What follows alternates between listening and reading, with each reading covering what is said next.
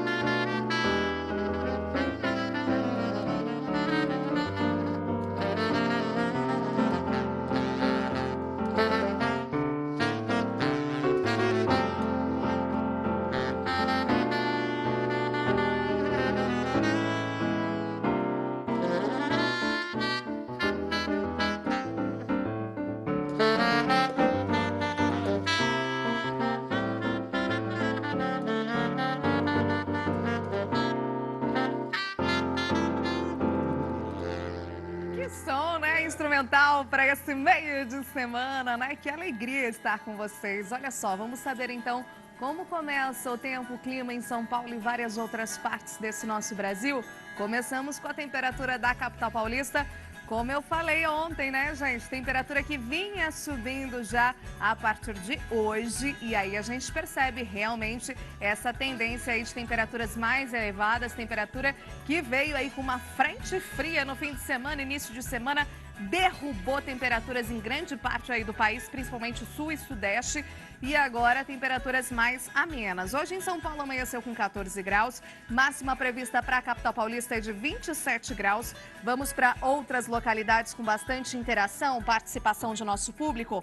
Ponta Porã, Centro-Oeste, Mato Grosso do Sul, amanheceu hoje com 15 graus, máxima prevista por lá é de 29 graus, calorão. São Domingos, Goiás, também Centro-Oeste, amanheceu hoje por lá com 16 graus e a máxima prevista para essa região é de 29 graus, também bem quente. E agora a gente vai para a foto, para o registro, para a imagem encaminhada pelo nosso telespectador, Denis Duarte. Ô, Denis, que foto linda, hein, que você mandou pra gente. Olha só, gente, Denis é lá de Santarém, no Pará, mandou essa foto maravilhosa aqui pro nosso programa e a gente adora colocar o céu bonito da sua cidade, da sua região. Faça como o Denis, número do WhatsApp já na tela para vocês e a gente está de braços abertos para receber a sua cidade e a sua foto. Denis, hoje é em Santarém, no Pará, amanheceu com 21 graus e a máxima, se prepare, meu amigo, 32 graus aí para o dia de hoje. Vamos saber agora o que é notícia, o que é destaque, o que é manchete do dia através dos principais jornais do país. Logo após a gente vai ver as agromanchetes, as notícias do dia que você do setor precisa saber. Começamos aqui no telão com a Folha de São Paulo, destaque político internacional. A Trump, Bolsonaro disse ser contra a ação militar na Venezuela. Diálogo reservado entre líderes de Estados Unidos e Brasil ocorreu em junho, em reunião bilateral na cúpula do G20 no Japão. Mais destaques, Lava Jato cogitou rastrear Gilmar, indicam diálogos. E Petrobras cancela contrato com o presidente da OAB. Mais destaques, líder do Paraguai sabia de prejuízo em acordo de Itaipu.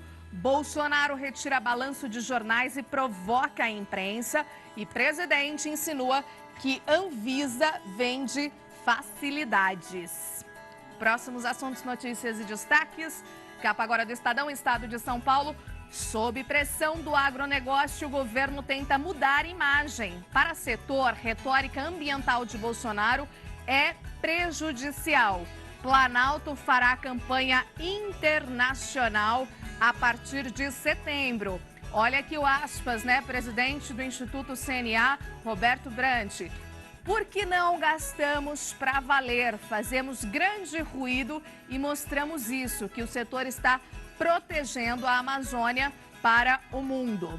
Previdência aprovada em segundo turno na Câmara. Daqui a pouquinho detalhes para vocês, assim que a gente vai abrir com a nossa reportagem do dia. Realmente todo mundo aí de olho aí nessa votação, em mais uma aprovação aí da reforma da Previdência. Próximos assuntos, notícias e destaques. Capa agora do Valor Econômico. Ativos da Odebrecht pede perdão de 46% em dívida e a Talen quer vender IBMEC e deixar o Brasil. Agora a capa do Metro, jornal do Grupo Bandeirantes de Comunicação, para a gente ver as notícias e o destaque, respeitando o aviso que diz: há 10 anos entrava em vigor em São Paulo uma lei polêmica que proibia em definitivo fumo em locais fechados. A partir de então, tudo mudou e mudou para melhor. E agora a gente vai ver as notícias, as agromanchetes, as notícias do setor do dia que você precisa saber no dia de hoje. Vem pra cá. Exportação de carne bovina do Brasil sobe 20% no ano até julho, com o impulso da China, conforme a gente vem acompanhando a questão guerra comercial China e Estados Unidos. Portanto, exportações brasileiras da carne também impactadas aí positivamente, e a gente vê isso através do reflexo desses 20%, um número bastante expressivo aí de alta nas exportações de carne bovina.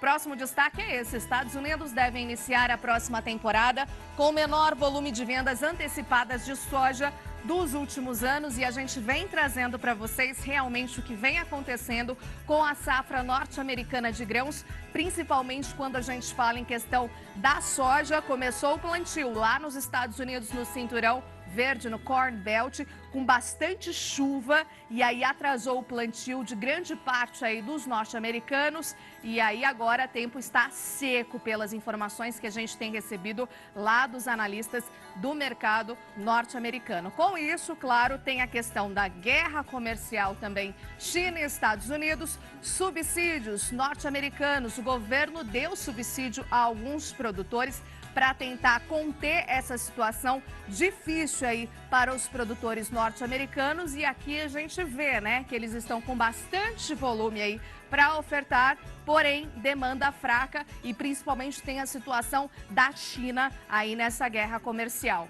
Próximo destaque é esse: biodiesel, a Biov, inclusão do B11 no próximo leilão da ANP resultou de esforço conjunto aí do setor. E o assunto do dia é política também. Por 370 votos a 124, a Câmara aprovou o texto base da reforma da Previdência em segundo turno. Hoje, os deputados analisam 8 destaques antes do projeto seguir para o Senado. E o repórter Alex Guzmão acompanhou a sessão e traz os destaques. No início da madrugada desta quarta-feira, os deputados aprovaram em segundo turno aqui no plenário da Câmara o texto base da reforma da Previdência. O placar registrado no momento foi 369 votos a favor e 124 contra. Depois, uma deputada declarou o voto no microfone e aí ficou um placar final de 370 a 124 votos. É um resultado menor do que aquele obtido no primeiro turno, que foi 379 votos e contra 131. Porém, o quórum também foi um pouco mais baixo e aí o governo conseguiu manter essa vantagem na proporção. Nesta quarta-feira serão votados nas sessões aqui do plenário da Câmara dos Deputados os destaques. São oito destaques. Eles não alteram o conteúdo da reforma, apenas eles retiram ou serão mantidos esses artigos destacados do texto principal. Lembrando que para manter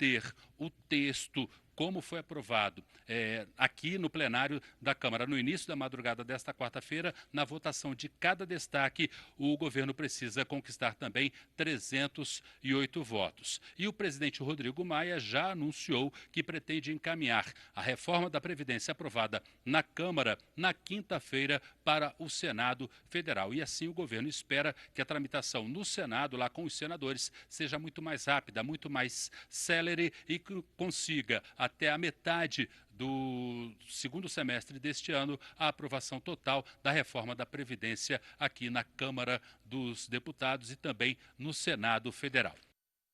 Claro que todas as informações a gente vai continuar acompanhando e passando aí para todo mundo. E olha, outro assunto importante é que a ministra da Agricultura se reuniu com jornalistas para falar sobre a aprovação e o uso de defensivos agrícolas no país. De acordo com ela, informações distorcidas têm deixado os consumidores preocupados. Também participaram do encontro os representantes da Anvisa, Agência Nacional de Vigilância Sanitária, e do IBAMA, o Instituto Brasileiro do Meio Ambiente e dos Recursos Naturais Renováveis. Os 3 órgãos federais são responsáveis pela liberação de novos produtos. Durante 2h30, a ministra da Agricultura, Tereza Cristina, reuniu jornalistas para esclarecer sobre o uso de defensivos agrícolas no país. De acordo com a ministra, há mais de 2.000 defensivos aguardando para ser avaliados. E o fato de 262 terem sido aprovados neste ano, a maioria produtos genéricos, não significa que este governo libera mais rápido, já que os processos chegam a demorar 8 anos. Segundo o diretor da Anvisa, Renato Porto, a agência concluiu a reavaliação de 12 defensivos e 8 foram banidos por terem nível considerado tóxico. Na última semana, a agência adotou padrões internacionais e reviu a classificação de mais de 1.900 defensivos no país e retirou o rótulo de maior risco de 600 produtos. Se todos os produtos estão como extremamente tóxico, qual que é o grau de interesse que um agricultor tem de escolher um produto? Nenhum. Quando eu digo que ele tem opções, que são opções menos tóxicas, não é crível, a gente não acredita nisso, que o nosso agricultor que tem qualidade para fazer essa análise não vá optar por um produto menos tóxico. Quando o assunto é gastos com defensivos, o Brasil está em primeiro lugar. Mas, segundo a ministra, isso se deve ao alto custo dos produtos importados. Já no ranking de maiores consumidores mundiais, o Brasil ocupa a posição de número 44, com consumo médio de 4,3 kg por hectare, de acordo com o levantamento feito pela FAO, a Organização das Nações Unidas para Alimentação e Agricultura.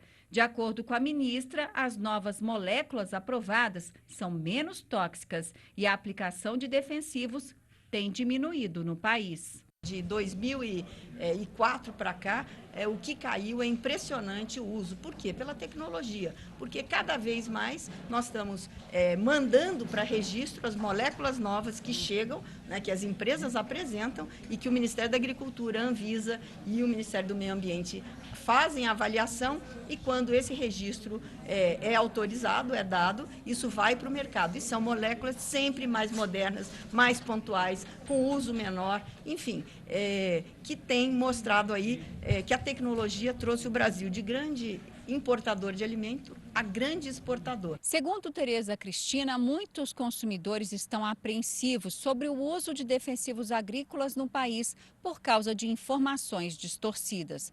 O objetivo da entrevista coletiva foi esclarecer que o Brasil tem regras rígidas e controle desses produtos. Tem saído várias matérias e talvez por essa falta de uniformidade das informações, um pega pela quantidade de dólares da importação, o outro usa, enfim, outros dados, nós estamos passando uma imagem para o consumidor de que ele é altamente atingido, que não existe controle, que se quer só aprovar defensivos agrícolas para ajudar o produtor rural. E não é isso. O Brasil tem regras muito firmes. Aliás, o Brasil é o único país do mundo que tem uma lei que, para se aprovar um novo pesticida, um novo registro, ele tem que ser menos tóxico dos outros que já estão em uso no mercado.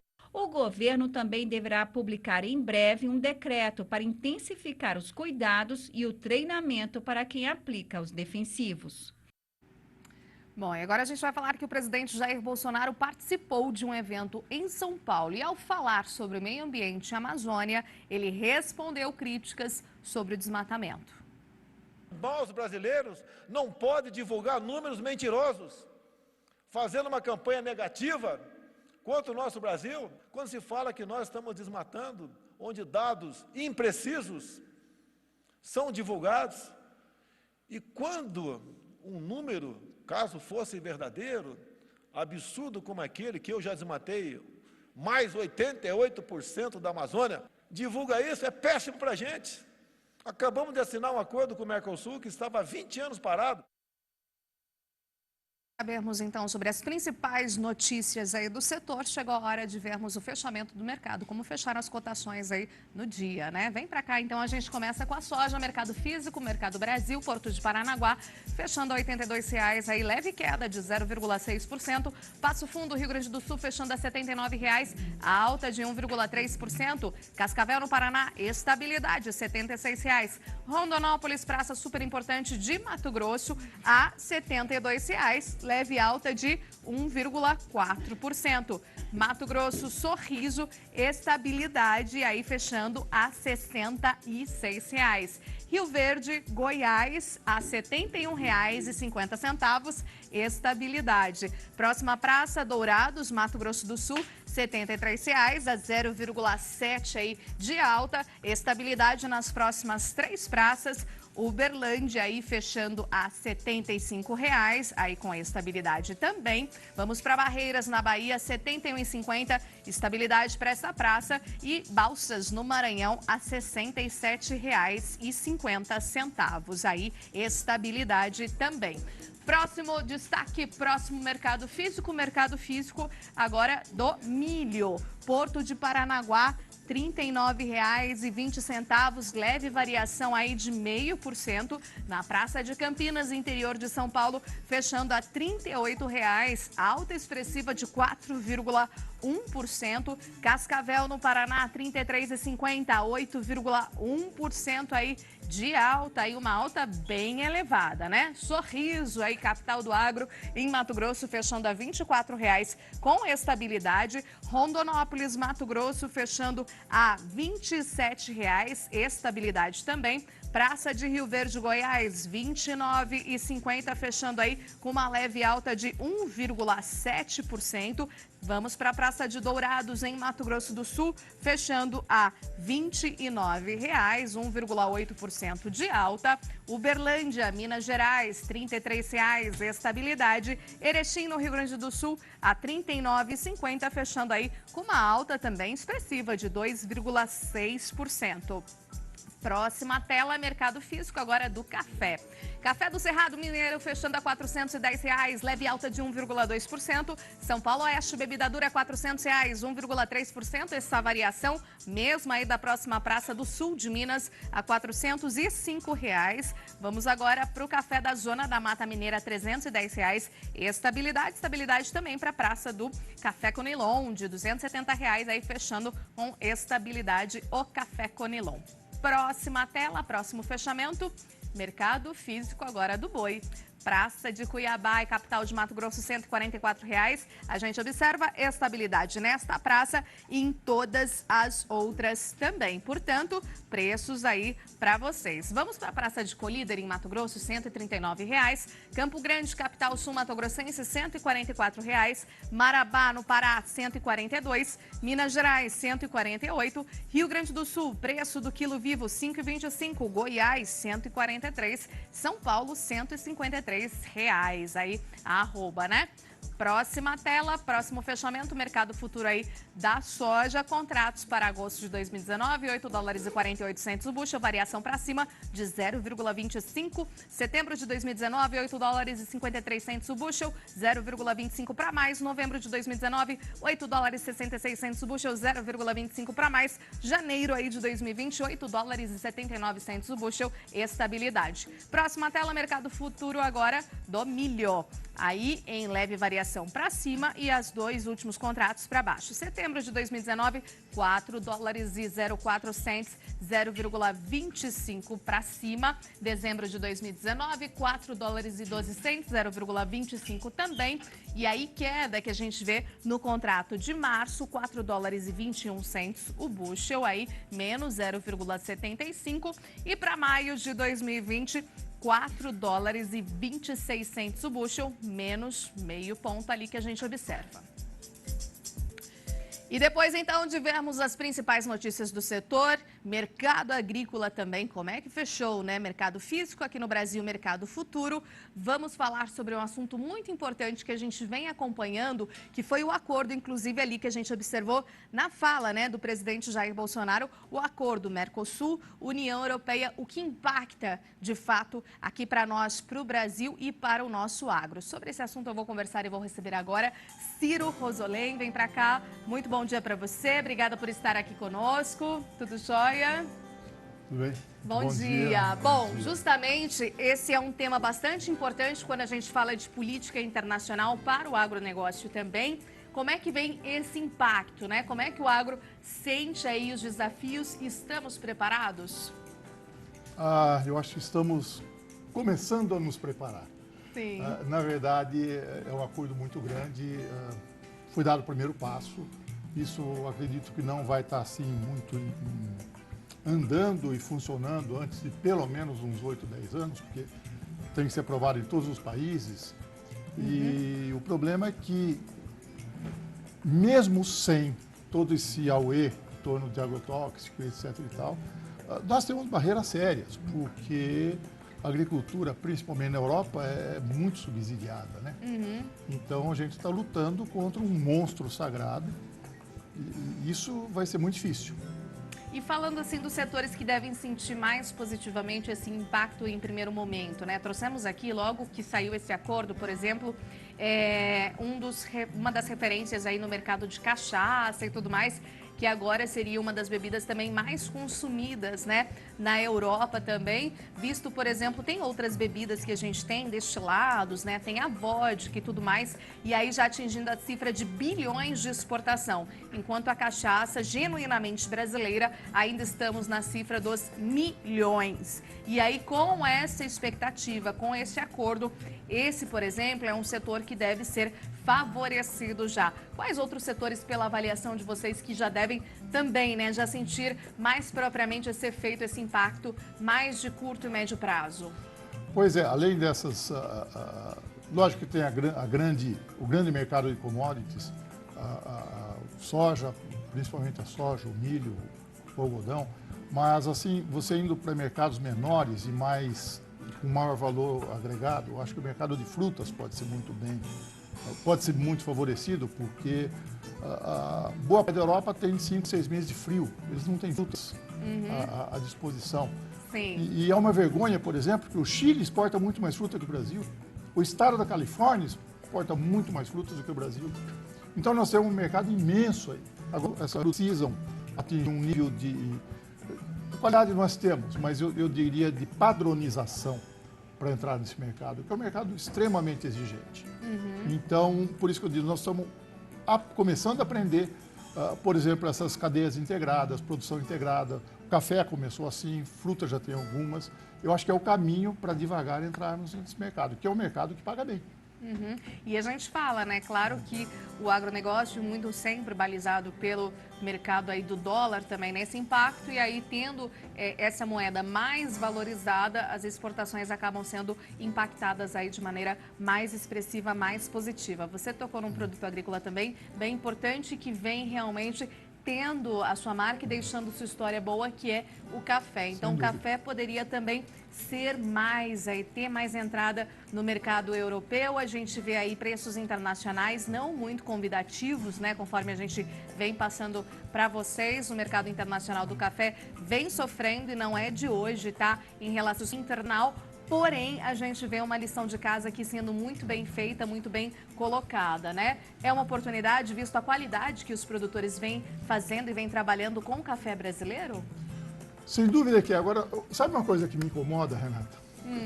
A Alemanha, por exemplo, não produz um grão de café e é a maior exportadora de café da Europa. E o nosso, quer dizer, elas importam o nosso café, colocam na cápsula e nós compramos deles. Quer dizer, demorou para o Brasil descobrir o que nós temos e colocar uma embalagem adequada. Eu acho que aí a gente até poderia falar de embalagem, porque o café já era bom. Quer dizer, o que está se fazendo? Separando os melhores cafés, dá um nome para isso, como o pessoal faz com vinho, como estão fazendo com a cachaça também. Quer dizer, enquanto a gente vendia pinga, ninguém comprava. Mudou para cachaça, virou chique. E europeu compra. Sim. E europeu gosta. É. Então, quer dizer, é uma questão de trabalhar, de fazer um marketing e de agregar valor. Né? Em relação ao que saiu aqui na capa também dos jornais que a gente viu há pouco, né? Sobre esse trabalho, inclusive, que a CNA deve liderar e tudo mais, de fazermos e mostrarmos as maneiras corretas e o que o Brasil faz de positivo no setor. Afinal, é o setor que mais, na verdade, preserva aí o meio ambiente, né? Esse é um trabalho que realmente merece destaque, não só aqui dentro do Brasil, mas fora também. Pois é, se veja bem, as coisas dentro desse acordo, não adianta nada fazer o acordo se for vendida uma imagem que nós destruímos a floresta, que nós envenenamos todo mundo. Agora, eu me pergunto, a quem interessa essa divulgação? Sabe? São brasileiros que estão fazendo isso. Saiu um artigo semana passada no The Economist. Aquilo foi alimentado por brasileiro, porque os caras não vêm aqui. Agora, eu acho que está... É um pouco arriscado eu dizer isso, mas eu acho que está havendo no Brasil uma confusão entre política e mercado. Quer dizer, parece que tem grupos mais interessados no poder, ou tirar esse, ou prejudicar aquele, do que pensar no país. Então, quer dizer, apesar de um monte de coisas que o Bolsonaro fala que não são assim, muito agradáveis, ou talvez muito adequadas para aquele momento, nisso ele tem razão. Nós estamos vendendo o que nós temos de ruim. Agora que o Brasil está deixando de ser lá fora futebol e carnaval, que nós estamos mostrando alguma coisa, vem todo um grupo aí querendo vender outra imagem negativa do Brasil. Isso prejudica todo mundo. Como é que você avalia atualmente as nossas relações diplomáticas, né? Que vem sendo feito e trabalhado para isso, e a participação também do Brasil mais fortemente aí em presenças, em eventos, encontros internacionais, tem o trabalho da Apex também, mas a questão mais da diplomacia, de fato. Olha, então, eu acho que está havendo uma mudança, ainda sutil, mas eu acho que é muito importante, para uma diplomacia, digamos, mais, eu não diria mais profissional, mas mais econômica, que é o que o mundo faz. Quer dizer, nós precisamos ser amigos, ajudar, ótimo, mas nós precisamos exportar e nós vamos ter que negociar uma importação para poder exportar. E eu acho que a nossa diplomacia, pelo menos nesses últimos meses, ou ano talvez, está mais voltada. Você veja bem, quando que a agricultura do Brasil começou a ter mais importância no exterior? como nós tivemos, foi o primeiro ministro mercador, que eu diria, que foi para Pratini de Moraes, que não tinha nada a ver com agricultura. Mas ele foi para o Ministério da Agricultura, o que ele fez? Eu vou vender produto agrícola do Brasil. Aí que começou esse último boom de crescimento da agricultura brasileira. Depois veio o Roberto Rodrigues, na mesma linha, e outros. Quer dizer, então é essa preocupação de colocar uma imagem, não é colocar uma imagem fantasiosa, é não falar bobagem, não colocar coisas ruins quando nós não temos coisas ruins. São questões e dados colocados com comprovação científica, com dados Exatamente. que realmente expressam aquela realidade, não dados distorcidos. Exatamente. Quer dizer, para que isso? Eu acho que até essa entrevista que a ministra convocou antes foi extremamente oportuna. Talvez até um pouco tardia, porque realmente é um assunto delicado, é um assunto que mexe com o meu prato de comida, com o prato de comida do meu filho. E eu me coloco na situação daquele consumidor que liga a televisão e vê que ele está tomando 7 litros de veneno por ano. Meu Deus, de onde saiu isso? Sabe? Então, as pessoas, eu acho que deve ser divulgado, tem que ser colocado, tem que ser transparente, mas tem que ser verdade. Maravilha. Muito obrigada, então, Ciro, por trazer um pouquinho desse panorama aqui para nós, né, sobre o trabalho que o agro vem fazendo, vem colocando em relação aos impactos também que teremos em relação ao Mercosul e União Europeia. Como é que faz para a gente localizar vocês? Via site, telefone, redes sociais? Está aparecendo, mas é Ciro Rosolém, estou na Faculdade de Ciências Agronômicas da Unesp de Botucatu. O e-mail está aparecendo lá, cirorosolém@unesp.br. Estamos à disposição para esclarecimentos, principalmente. Né? Muito obrigada, viu? Então, prazer falar com o senhor novamente. Seja muito sempre bem-vindo aqui ao nosso programa, tá muito ok? obrigado. Continue aqui comigo. Gosta de uma boa música? Com certeza. Estamos aqui hoje. Particularmente saxofone. Do Baldo. Olha que Com coincidência. certeza. O Baldo Versolato, um dos principais aí saxofonistas, músicos do nosso Brasil, toca com o rei, né? Toca com o querido aí, Roberto Carlos, vem fazendo e apresentando também o seu trabalho de maneira aí muito exemplar, né? Tudo bem? Bom dia, bem-vindo. Tudo bem, bom dia, Renata. É um prazer estar aqui no seu programa, o Bem da Terra, programa consagradíssimo. E alô para o Brasil inteiro, né? Brasil e mundo. E acompanhado aqui do nosso pianista tecladista. O Léo Versolato, que é meu filho. Léo também Meu fazendo o produtor trabalho. também. Geração para geração, eu gosto assim, vem pai, filho, é o que vem acontecendo no setor também, né? Sim, sim, bastante. E como é que vem seu trabalho atualmente? Então, eu tenho 40 anos de profissão de músico, Sim. né? E depois disso, chegou o momento de eu gravar meu disco solo, né, meu CD solo, que pelo selo Quarup. E foi lançado agora em março, está em todas as plataformas digitais. Meu CD, o Baldo Versolato Portal, que é um nome significativo. Depois de tanto tempo de profissão, acompanhando muita gente, gravando com muitos artistas, eu abri um portal para fazer a minha música, é o meu trabalho. Então, CD Portal está em todas as plataformas digitais. E esse portal foi realmente assim, proposital, para abraçar mesmo, é um portal Exatamente. de oportunidades. Exatamente. E como é que vem o sax, né? O saxofone é um instrumento, eu particularmente, o Rosolém estava comentando aqui que é o preferido dele, é um dos meus preferidos também, porque ele tem, assim, digamos, uma singularidade. Ele tem, por exemplo, assim, uma maneira, né, que quando existe alguém tocando sax, funciona dessa maneira. Não tem como você olhar ou não olhar. É uma coisa assim, você passa, todo mundo para escutar. Quais são as particularidades? O que te impactou no início? Bom, vou tocar saxofone. Então, o instrumento fascinante, né? Eu toco desde os 10 anos de idade que eu comecei a aprender o saxofone. Isso lá em São Bernardo do Campo, na minha cidade, numa banda de crianças, banda Mirim Baeta Neves.